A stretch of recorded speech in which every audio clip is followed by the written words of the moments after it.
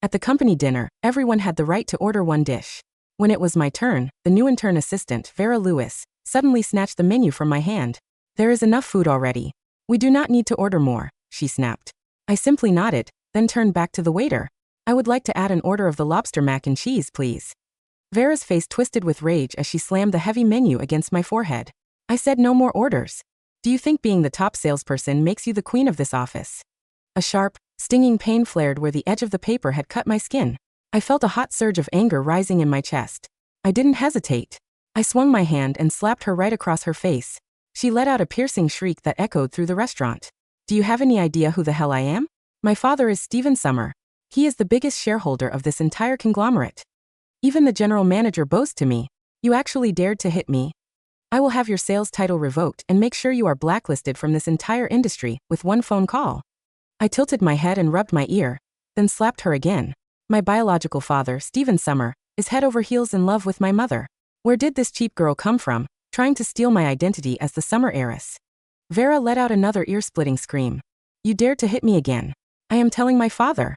You are finished." She stood up aggressively, her long, sharp nails nearly poking my eyes. "A low-class woman like you who only knows how to use her body to get sales deserves to be exiled." I could not help but let out a cold laugh. I worked my tail off every single day, staying late until my face looked exhausted just to hit those targets. And she had the nerve to say I used my body.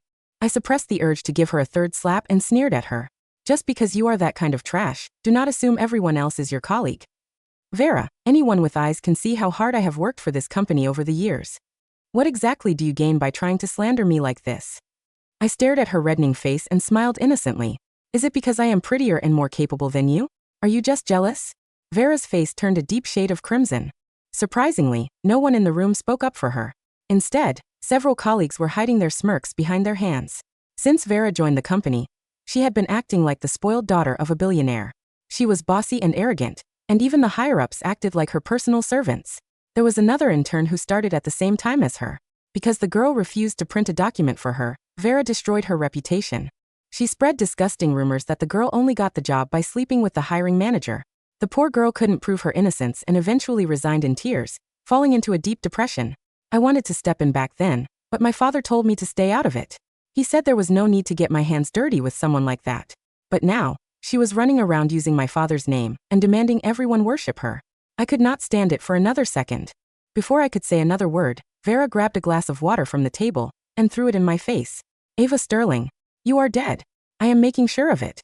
You will never work in the city again. You do not even deserve to eat this meal. Get out."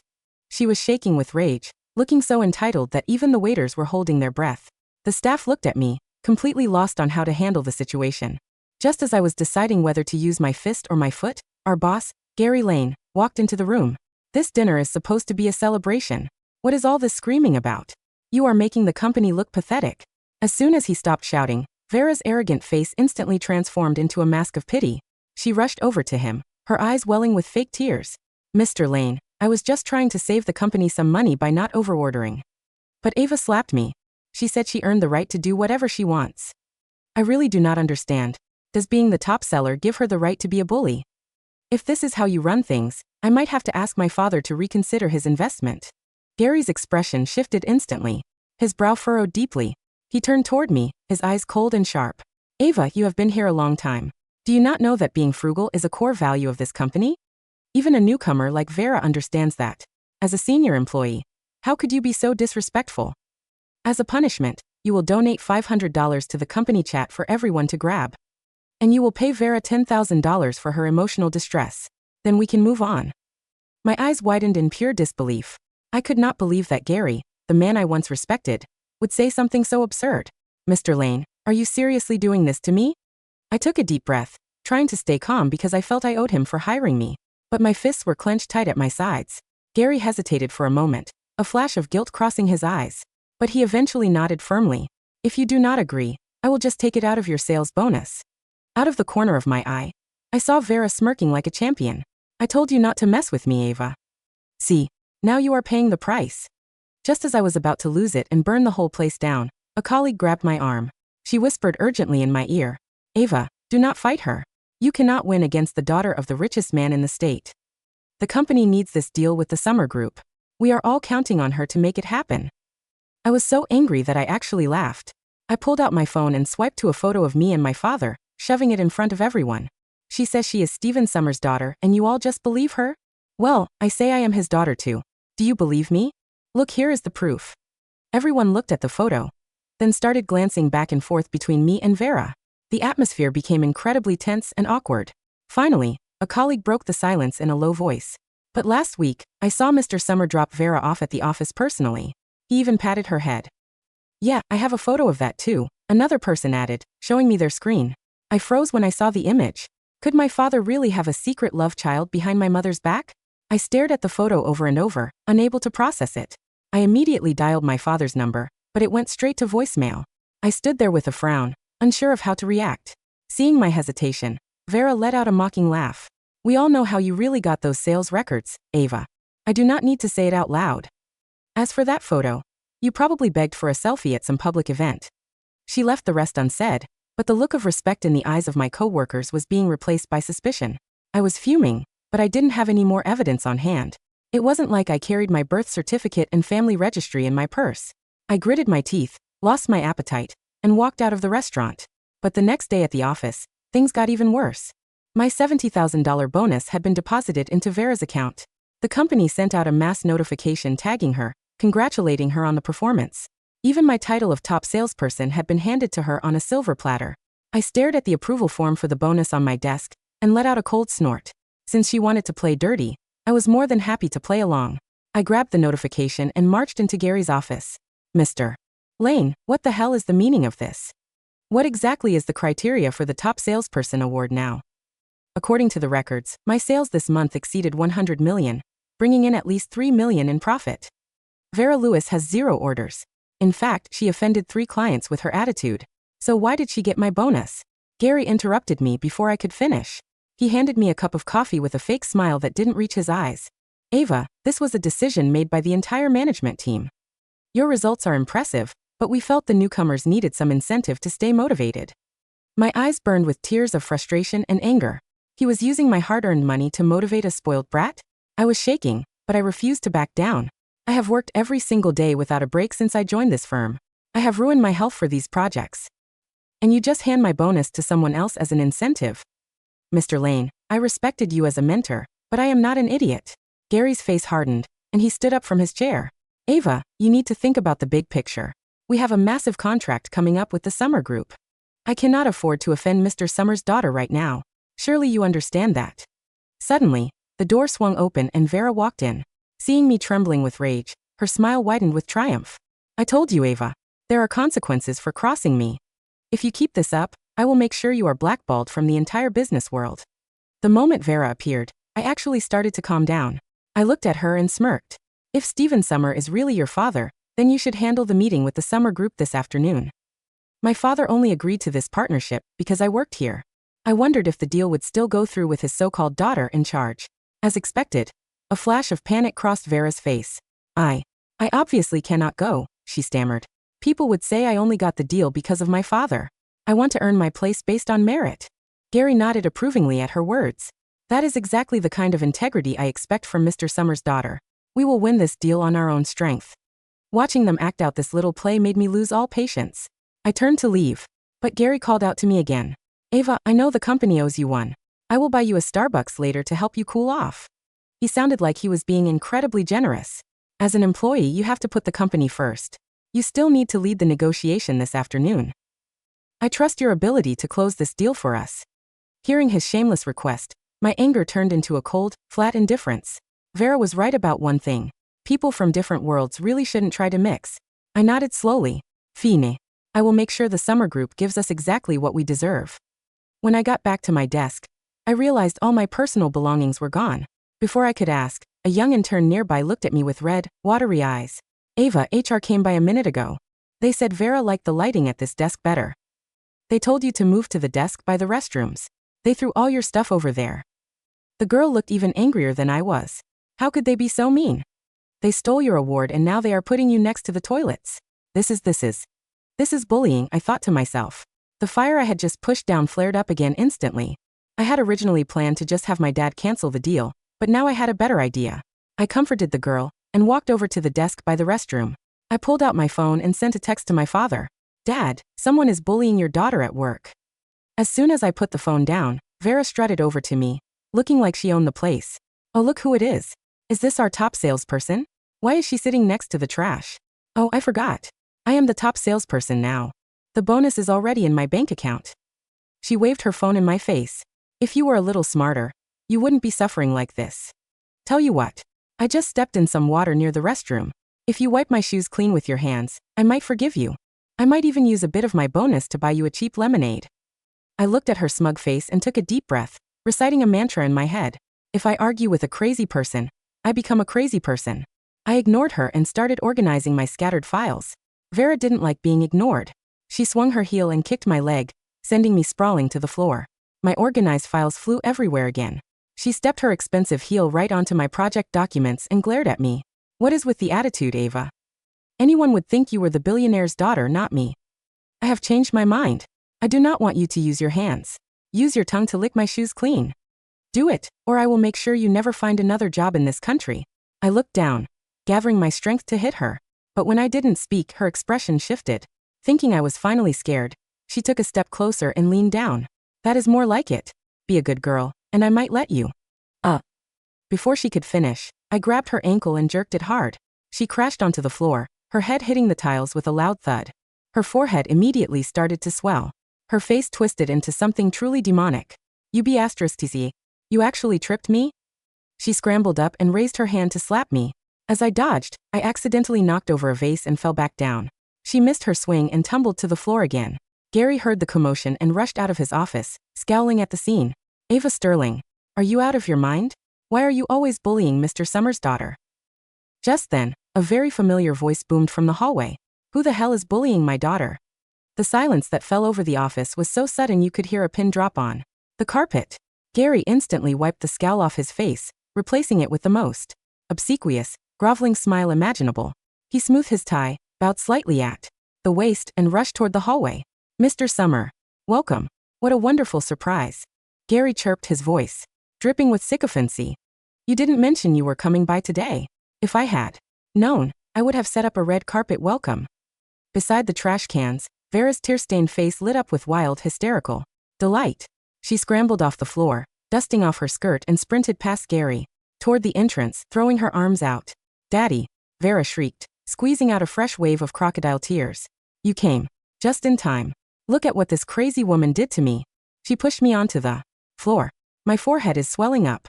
She reached out to grab the arm of the tall, silver-haired man in a bespoke navy suit who had just stepped through the double glass doors.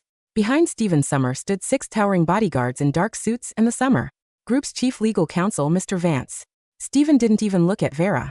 When she tried to grab his sleeve, Stephen's brow furrowed in utter disgust. Swung his arm, brushing her off so hard that Vera stumbled backward into a potted plant. Who the hell are you calling Daddy? Stephen's voice echoed like thunder across the floor. I don't know you. Keep your hands off me. Vera froze, her mouth hanging open, her face turning ashen. Daddy, what are you saying? It's me, Vera. Gary gasped, pulling Vera back gently. Mr. Summer, please don't be angry. Vera was just scared. This employee, Ava Sterling, has been bullying her relentlessly. Ava. Stephen's head snapped toward the corner of the office. His eyes swept past the polished executive desks, past the glass conference rooms, and locked onto the small, dark corner beside the restrooms. There I sat on the cold linoleum tiles, my dress torn at the knee, surrounded by scattered, boot-printed documents and a shattered glass vase. The terrifying aura of the state's richest man vanished in an instant. Ava. Stephen cried out, his voice cracking with pure, panicked heartbreak. He didn't care about his bespoke suit or his polished leather shoes. The billionaire sprinted across the office floor, dropped directly onto his knees in the dirt beside the restrooms, and pulled me into his arms. My baby girl. Stephen's hands trembled violently as he inspected the red scrapes on my knee and the bruise forming on my wrist. Ava. Who did this to you? Who dared to lay a hand on my daughter? The entire office went dead, deathly silent. Gary's jaw dropped so low it looked like it was going to unhinge. The coffee cup in his hand slipped, smashing against the floor, spilling hot black liquid over his shoes. The co-workers who had been smirking, the HR staff who had thrown my belongings next to the toilets, and the employees who had voted to give my bonus to Vera. Every single one of them stood frozen, their eyes bulging out of their heads. Daughter? Gary stammered, his voice sounding like dry glass scraping. Together. Mr. Summer, Ava is your? Stephen lifted his head, his dark eyes burning with a lethal, murderous rage that sent shivers down everyone's spine.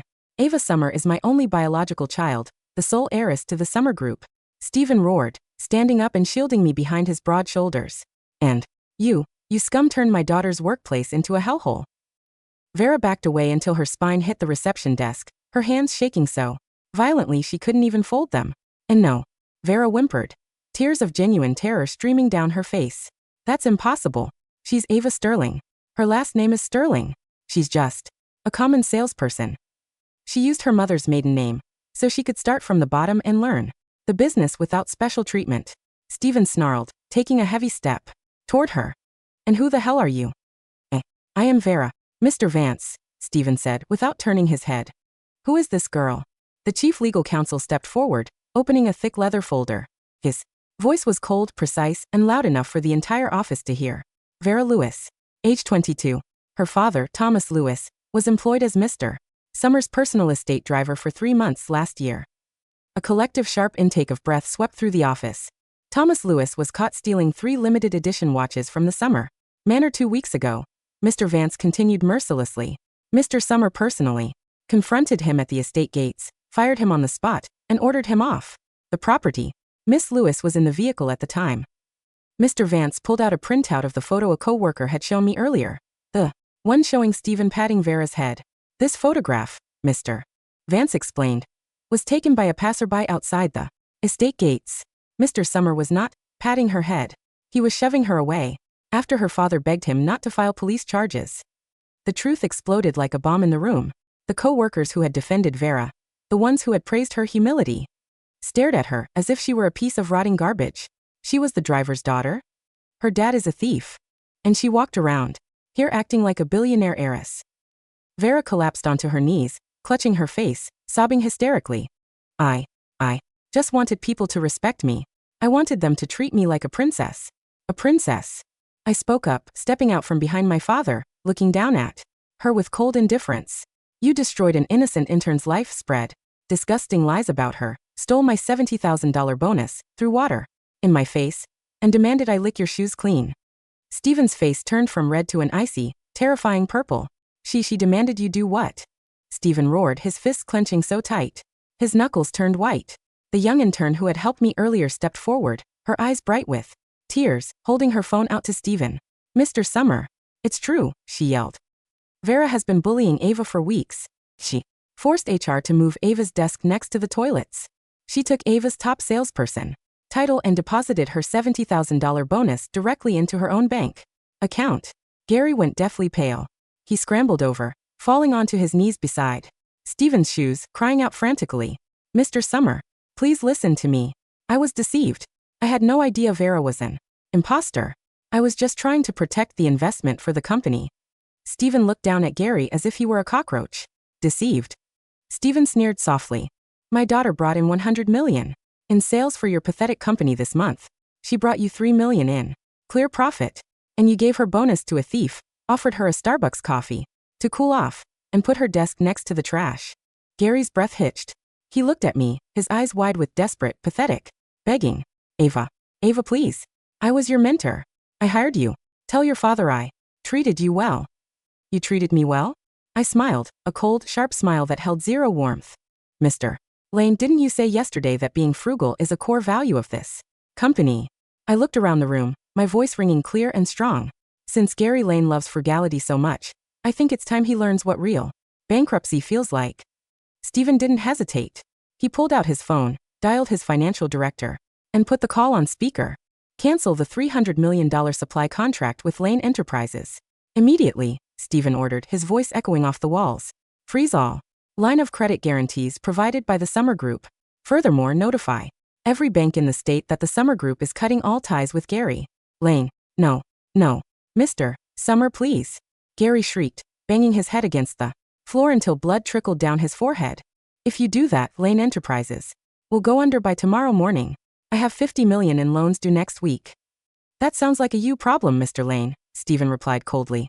Mr. Vance stepped forward again, pulling a stack of legal notices from his briefcase and slapping them directly onto Gary's chest. "Gary Lane, you are being formally served with 3 separate lawsuits, Mr. Vance declared. 1.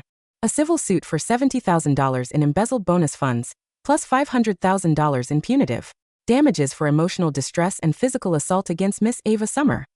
2. A corporate fraud investigation into your company's accounting practices as reported to the State Tax Revenue Board. 3. A criminal complaint for extortion and workplace harassment."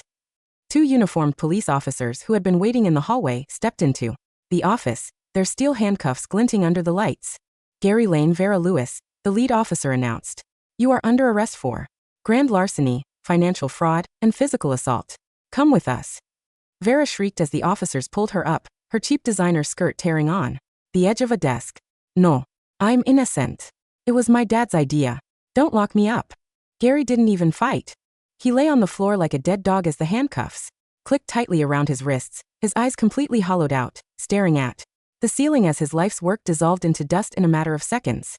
The co-workers who had cheered Vera on, the ones who had laughed when my desk was moved to the restroom, stood shaking in their shoes, terrified that Steven's gaze would fall on them next.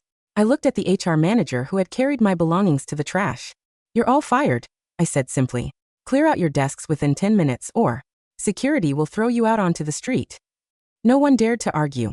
The office erupted into a mad scramble of people packing their bags in silent, weeping panic. Steven gently draped his warm cashmere coat over my shoulders, kneeling down to help me pick up my scattered project files. "Ava," my father murmured, his eyes full of pride and tender care. "Are you ready to come home now?" I looked at the clean, organized files in my hands, then looked at the young intern who had stood up for me. "I am, Dad," I smiled. "But first, I'm taking her with us." 6 months later, the grand ballroom of the Summer International Hotel was bathed in brilliant crystal light. Tonight was the annual Summer Group Gala, the most prestigious business gathering in the country. Hundreds of corporate titans, political leaders, and international investors packed the hall, sipping vintage champagne. On the main stage, Stephen Summer stood beside a podium, a beaming, proud smile on his face. "Ladies and gentlemen," Stephen announced into the microphone, his voice resonating through the speakers. "Tonight, it is my absolute honor to introduce the new executive vice president of the Summer Group, my daughter, Ava Summer." The room erupted into thunderous, standing applause. I stepped onto the stage wearing a custom midnight blue silk gown, my dark hair styled in elegant waves, a diamond necklace glittering at my throat. Beside me stood the young intern I had hired from Lane Enterprises, now serving as my sharp, confident executive assistant. I looked down at the crowd of influential leaders clapping for me, not because of my father's name, but because over the past 6 months, I had personally restructured 3 of the Summer Group's failing subsidiaries, generating over $200 million in new revenue. I had proven my worth on the battlefield of real business. Meanwhile, 40 miles away, in the State Women's Correctional Facility, Vera Lewis sat on a cold iron bench, wearing a faded orange jumpsuit. Her hands were rough and calloused from working 6-hour shifts in the prison laundry room. Her father, Thomas Lewis, was serving a 3-year sentence in the men's facility for grand theft. Every night, Vera watched the small, black and white television in the prison common room. On the screen, a news report showed me standing on stage beside my father, accepting the Young Business Leader of the Year award. Vera stared at the screen, tears of bitter, pathetic regret streaming down her hollow cheeks. She had thrown away her life, her youth, and her freedom, all because she wanted to pretend to be someone she wasn't. And in the city's downtown district, Gary Lane sat in a cramped, damp basement apartment, his business bankrupted, his assets liquidated by the court to pay off his massive debts. He spent his days dodging loan sharks and applying for low-level sales jobs, only to be rejected by every company the moment they saw his criminal fraud record. He stood outside a grocery store in the rain, holding a cold, stale sandwich, looking up at a giant digital billboard towering over the square. The billboard displayed my face, radiant, powerful, and completely out of his reach forever. Gary let out a choked, sobbing breath, dropping his head into his hands, weeping tears of pure, unadulterated ruin. Back in the grand ballroom, the music swelled as my father raised his glass to me. "To the future of the Summer Group," Stephen toasted smoothly. "To my daughter." I clinked my glass against his, looking out at the bright, boundless horizon of my life. The imposters were gone, the trash had been cleared away, and the queen had finally claimed her crown.